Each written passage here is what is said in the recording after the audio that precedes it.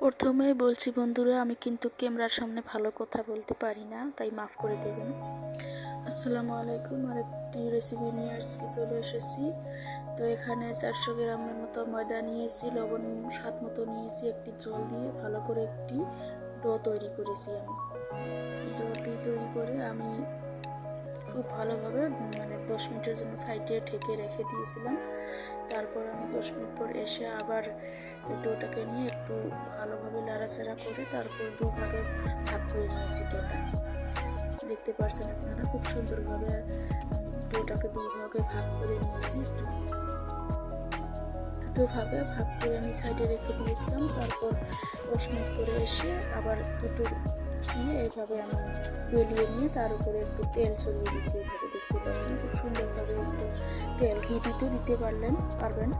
আমি তেল দিয়েছি, দিয়ে এভাবে রুটিটা বেলিয়ে হাতের সাহায্যে আমি দেখুন সুন্দরভাবে এভাবে মুড়িয়ে দিয়েছিলাম। তারপর এটা একটু প্লেটে একটু আটা দিয়ে তারপর ফ্রিজে রেখে দিব।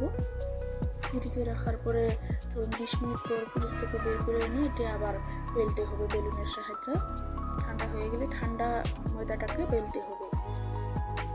দেখতে পাচ্ছেন খুব সুন্দরভাবে এভাবে বেলিয়ে নিতে হবে। চতুর্দিকটা এভাবে পাতলাও না ভারীও না, এভাবে বেলে নিয়ে তারপর একটি কাটার সাহায্যে কাটবো।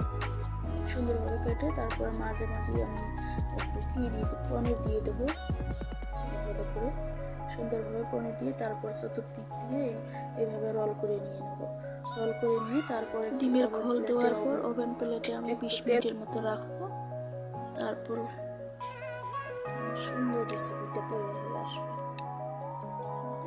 এভাবে করে ডিমের খোলটা উপরে দিয়ে দিবেন। 20 মিনিট পর সুন্দর রেসিপি তৈরি।